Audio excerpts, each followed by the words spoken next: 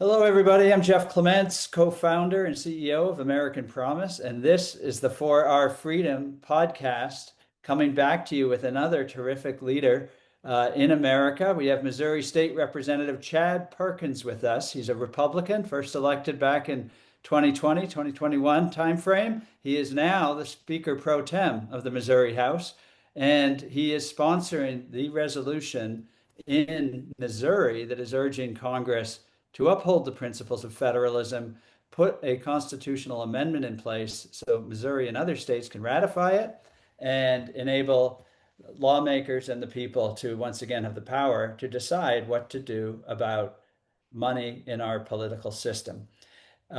Representative Perkins' measure unanimously passed the Missouri House, 137 to nothing. As elsewhere in America, this has great support. But it takes leaders, and it takes leaders who can put people together across divides. So not everyone gets 137 to nothing, Representative Smith, and that's colleagues of yours from across the political spectrum. It did go to the Senate afterwards. It was well received there. It went through a Senate committee, but did not have sufficient time before the Senate adjourned. So I have no doubt, Representative Smith, you'll be back to get that across the finish line and help Missouri become the 26th state in the country to call for this constitutional amendment. We're going to come back to that, but let's hear about you first. Tell us a little bit about yourself. You're a conservative, I know. I said you first elected to the State House about 6 years ago, but what brought you to that decision Well, to run and serve? first, thank you for that great introduction. I think only maybe you and my mom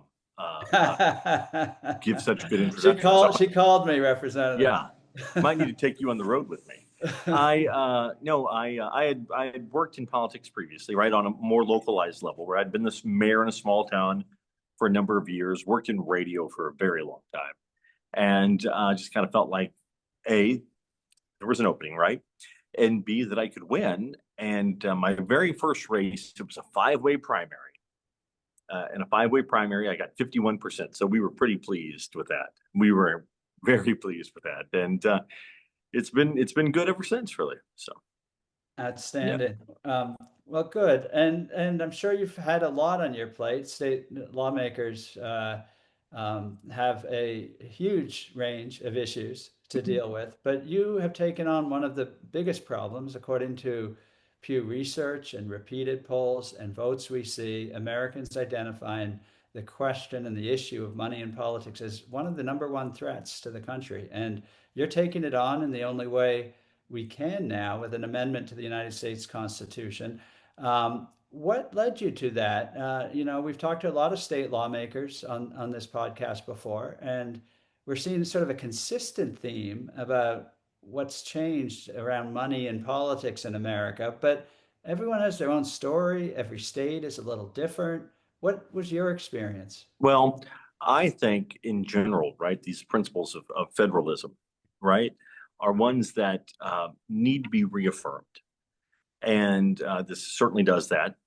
It is I like all these amendments to the Constitution, right? My favorite might be the ninth, right? I just love the Ninth Amendment, and it really leans heavily into that, doesn't it? Yeah. And that certainly is a part of it, right? Because you see, I'm just going to interject here for our listeners. The Ninth Amendment and the Tenth Amendment are both reminders that the rights of the American people pre-exist the government. And yeah, the the Ninth Tenth Amendment, right? Amendment says, that the rights of the people are still there, no matter what the words may say. And then the Tenth Amendment reminds us that the states have the authority and the rights of the states, and that the federal government has limited powers. So back to you, Yeah, I Representative. A actually little civic sidebar for our listeners. when I'm talking to fifth grade classes all the time, right? I say, what does the Constitution say that you can't do, right? Well, I don't know, and I break it down to them and say, well, really, what the Constitution tells us is what the government can't do to you. It really is a safeguard on the powers of the government, and I think that's a thing that needs to be reminded to kids all over the country, right? But In the state of Missouri, we've had some initiative petitions over the last 20 years. That being, for those who don't know, someone standing outside of out of a grocery store, and they ask you to sign their piece of paper, and you get enough names on a piece of paper, and it goes on the ballot, right? And we get so many bad amendments in the state of Missouri because initiative petitions in the state of Missouri because of the huge influx of money that comes elsewhere, right? It's not certainly not coming inside the state. It's largely funded by far left wing groups funding these things from outside the state. Now, with that being said, it's kind of interesting, right? Because you don't get 137 to nothing if it's only the left that does it. I suppose it's probably also equally bad when the right does it. But I think both sides of the aisle saw the advantage in curtailing that outside money influence. Yeah. Yeah. Well, let's unpack that a little bit, Representative. It's so interesting. You give the ballot initiative or the referendum, and the money that comes in to fund those as an example, because we've heard not every state has a ballot initiative. That's what you're talking about, right? The That's citizen correct. ballot Yeah. initiative. And Yeah. in Missouri in particular, it's actually fairly simple, right? You get a certain percentage of names, and then the Secretary of State confirms those names are Missouri residents who are registered voters, and then it goes to the ballot. And in the state of Missouri, it only takes 50% plus one to make something constitutional, which I don't necessarily love, right? Because I think that the Constitution shouldn't be something that is 50% plus one. It certainly shouldn't be something that can be influenced by whatever the political wind at the moment it is, right? I think the Constitution, the federal Constitution certainly is very sacred. The state constitution, the state of Missouri gets amended constantly. For example, things like the right to play bingo is in the Missouri state constitution, which is a little ridiculous, right? Because It's I that don't know natural right. I think it's in John Locke somewhere, the right that's to right, play yeah. bingo. The Constitution shouldn't be delineating all the specific rights of everyone, right? What it should be doing is setting forth a framework for the way in which government should operate. Yeah. The original idea behind the citizen ballot initiative was to combat corruption and concentrated power by putting power in the hands of the citizenry. And now you have the problem of unlimited money from outside the state, which is overwhelming sometimes the states. I want to give another example. You mentioned the left and the right. Sometimes it's just business. The state of Maine, we were talking to legislators there, they had $100 million come into ballot initiatives around energy policy from foreign government owned corporations, not just global corporations. 100% foreign government owned. Hydro-Quebec in Canada spent millions of dollars, and other big energy companies owned by government entities abroad spending Mhm. money to do these ballot initiatives and change the state's policies. So it's a problem that we have heard across the states as well, and which is interesting. The original idea of free speech and money in politics hasn't really worked out that way because it's kind of concentrated that power in those who have money to bring it into a state and actually damage the principles of federalism that originally the Constitution entails. Is that what you found there as well? Absolutely, we find that to be the case. I don't find it, for example, very often uh, in the election of an official, right, of an elected official, but rather on these referendums. It's on the referendum you find it much more common, Yeah. and you get millions, tens of millions of dollars that pour into the state of Missouri from outside the state to influence the outcome of something. Yeah. Yeah. And, as I said, every state is different. And we learned a long time ago at American Promise that we're not telling anybody what to think about money in politics because everyone has their own experience. And Missouri, you folks are dealing with your ballot process being overwhelmed. Idaho just passed this Mhm. constitutional amendment unanimously because they started to see this outside money even in their candidate elections. And so, the beauty of federalism is that different states have different experiences and issues, and this amendment puts that you've proposed, Representative Smith, gets power back where it should be to be able to address what's actually happening in Missouri, letting people in Maine address what's happening in Maine, and so on. Uh, Everyone says, "Oh, I've got this simple little piece of legislation," and then they'll take 20 minutes explaining to you their simple little piece of legislation.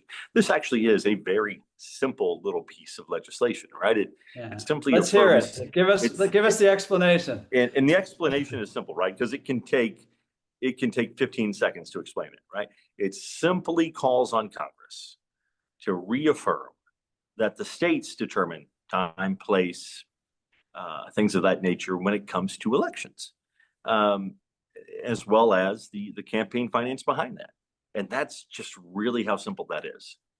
That's it. Yeah. You know, I'm going to hold up. We won't always have me on the video because this is about you, but I have a visual aid. Uh-huh. The actual amendment, it was this version like this was introduced in Congress, perhaps answering the call of the states by Congressman Tom Barrett, a Republican from Michigan. And it's called the For Our Freedom Amendment. It fits on a napkin. That's how Uh-huh. simple it is. So, like all great American ideas, if you can't put it on a napkin, I, you may be overthinking it. And so, I thank can't you tell for you how many that. times, I Yeah, can't tell you how many times over the years I've heard someone say, I've got a really simple little bill. And it's not. It's very convoluted and there's a lot to it. This is a very simple piece of legislation. yeah, outstanding. Well, let's go. Let's keep talking a little bit about why do we need an amendment to fix it? I know the people in Maine, they passed a law to say, hey, no foreign government-owned corporations should be spending money in our elections. The law actually got blocked by the federal courts under these theories that go back to the 1970s, that there's somehow an unlimited free speech right to spend money in politics. And that's sort of the background for our listeners on how we got here.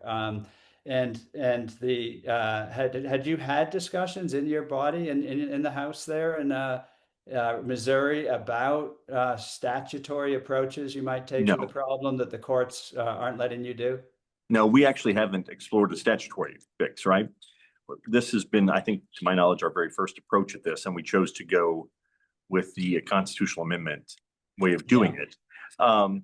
I think With you may that, have saved a lot of lawyer fees yeah, because a couple of other states tried to say, hey, we're going to have a different rule for this outside money coming in and the people who live here. The federal court struck that down too. mhm. So the problem that the amendment is fixing is actually not the policy, it's whether the states have the authority or not to decide this. and and and I think there, it's pretty simple. The states obviously do, right? I don't think that there's any question of that. And I'm actually, as long as we're talking about the courts, I'm actually fairly pleased with the current Supreme Court. It might be the best one of my lifetime. Certainly the best one there's existed in many, many years. Don't always agree with them, but I'm pretty pleased with this particular Supreme Court.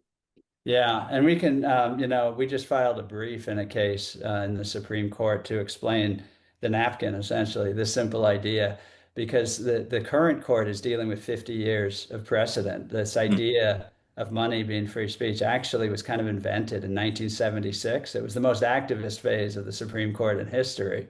And this current Supreme Court has been re-examining some of those 1970s decisions. Like, Right. maybe we shouldn't be sort of making up rights that aren't there. And so, we were hoping, we're not actually expecting our one brief to have the court correct this problem, which is the beauty of the amendment, is that it doesn't have the fight be about the court. We just fix it. Let's Uh-huh. just get it fixed. But yeah, this current court, we the beauty of it is we don't have to debate about. Nobody has to debate about the Supreme Court trying to wrestle with 1970s precedents right now.